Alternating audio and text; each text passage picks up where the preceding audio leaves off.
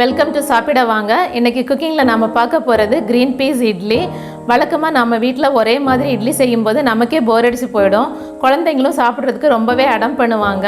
ஆனால் இது மாதிரி கொஞ்சம் டிஃப்ரெண்ட்டாக நம்ம செஞ்சு கொடுக்கும்போது ரொம்ப ரொம்ப ஆசையாக சாப்பிடுவாங்க. நாம் கூட எக்ஸ்ட்ரா 2 இட்லி சேர்த்து சாப்பிட்ருவோம். பட்டாணி சீசனில் நமக்கு பட்டாணி நிறையவே கிடைக்கும். நம்ம ஈஸியாக கடையில் வாங்கி செஞ்சிட முடியும். சீசன் இல்லாத டைமில் ட்ரைடு பட்டாணி கடையில் கிடைக்கும். அதை வாங்கி நம்ம நைட்டே ஊற போட்டுட்டு காலையில் எடுத்து இட்லி பண்ணிக்கலாம். இது ரொம்ப ரொம்ப டேஸ்டியான ஒரு டிஷ், ரொம்ப ரொம்ப ஹெல்த்தியானதும் கூட. வீடியோ ஸ்கிப் பண்ணாமல் கடைசி வரைக்கும் பாருங்கள். தொடர்ந்து நம்மளோட வீடியோஸ் பார்க்கணுன்னா நம்மளோட சேனல் சப்ஸ்கிரைப் பண்ணுங்கள். அதுக்கு பக்கத்தில் இருக்கிற பெல் ஐக்கான் கிளிக் பண்ணுங்கள். இப்போ நாம் க்ரீன் பீஸ் இட்லி எப்படி பண்ணுறதுன்னு பார்க்கலாம்.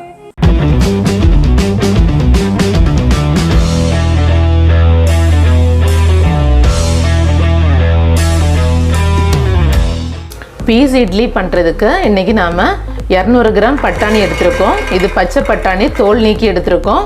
நீங்கள் காஞ்ச பட்டாணியாக இருந்தால் நைட்டே ஊற வச்சுடுங்க. ஊற வச்சுட்டு காலையில் எடுத்து அரைச்சிக்கலாம். அது கூடவே ஒரு கைப்பிடி அளவுக்கு மல்லி இலை போட்டுக்கோங்க. 2 பச்சை மிளகாய், 100 ml தயிர்,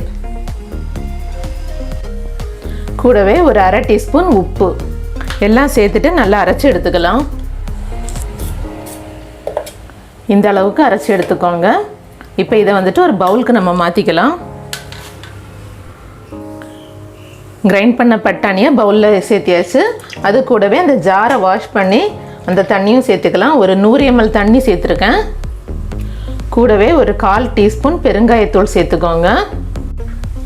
இது கூடவே 1 கப் ரவை எடுத்துருக்கேன். 200 கிராம் இருக்குது. இதையும் சேர்த்துக்கலாம். எல்லாத்தையும் சேர்த்துட்டு நல்லா மிக்ஸ் பண்ணி விட்டுக்கலாம். ஒரு 1/4 டீஸ்பூன் அளவுக்கு பேக்கிங் சோடாவும் இது கூடவே ஆட் பண்ணிக்கலாம். கூடவே ஒரு 100 ml தண்ணி ஊற்றிக்கோங்க. எல்லாம் சேர்த்துட்டு நல்லா மிக்ஸ் பண்ணி விடுங்க. ரவை ஊறும் போது மாவு கெட்டியாகும். அதுக்கப்புறம் நம்ம தேவைக்கு ஏற்ற மாதிரி இட்லி செய்யும்போது தண்ணியை மிக்ஸ் பண்ணிக்கலாம்.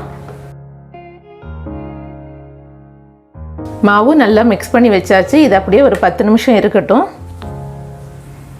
10 நிமிஷம் ஆயிடுச்சு. மாவு நல்லாவே ஊறிடுச்சு, கரெக்டாக இருக்குது. இப்போ நம்ம இட்லி செய்ய ஆரம்பிச்சிடலாம். ஒரு இட்லி பாத்திரத்தில் தண்ணி ஊற்றி ஸ்டவ்வில் வச்சிடலாம். தண்ணி நல்லா கொதிக்கட்டும். கொதித்ததுக்கப்புறமா நம்ம இட்லி ஊற்றி வைக்கலாம். எப்போவுமே தண்ணி கொதித்ததுக்கப்புறம் இட்லி ஊற்றி வச்சா இட்லி நல்லா சாஃப்டாக வரும். இப்போ நாம் இட்லி தட்டில் கொஞ்சம் ஆயில் அப்ளை பண்ணி வச்சுக்கலாம். இப்போது இட்லி தட்டில் மாவு ஊற்ற ஆரம்பிச்சிடலாம். மாவை நல்லா மிக்ஸ் பண்ணிவிட்டு ஊற்றுங்க. நல்லா மிக்ஸ் பண்ணிவிட்டு தட்டில் ஊற்றலாம். மாவு ஊற்றியாச்சு. இப்போ இதை எடுத்து நம்ம இட்லி பாத்திரத்தில் வச்சிடலாம். தண்ணி நல்லா கொதிக்க ஆரம்பிச்சிருச்சு. இப்போ இட்லி பாத்திரம் வச்சிடலாம். இட்லி தட்டு வச்சாச்சு. வச்சுட்டு க்ளோஸ் பண்ணி வச்சுடுங்க. இட்லி நல்லா வேகட்டும்.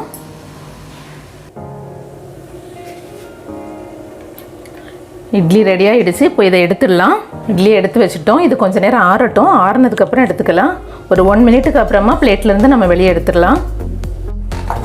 இப்போது இட்லி தட்டிலேருந்து இட்லி எடுக்க ஆரம்பிச்சிடலாம். வாவ், சூப்பராக இருக்குது இட்லி. சூப்பராக இட்லி ரெடி ஆகிடுச்சு. பாருங்கள் எவ்வளோ அழகாக இருக்குன்னு. சாஃப்டாக இருக்குது. ரொம்பவே நல்லா வந்திருக்கு.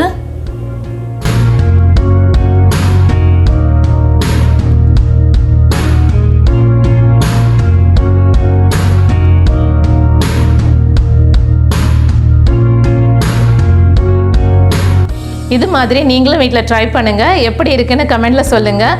இந்த வீடியோ பிடிச்சிருந்தால் லைக் பண்ணுங்கள். உங்கள் ஃப்ரெண்ட்ஸ்க்கு ஷேர் பண்ணுங்கள். டேஸ்டியாக சாப்பிடுங்க, ஹெல்த்தியாக இருங்க. Thank you so much.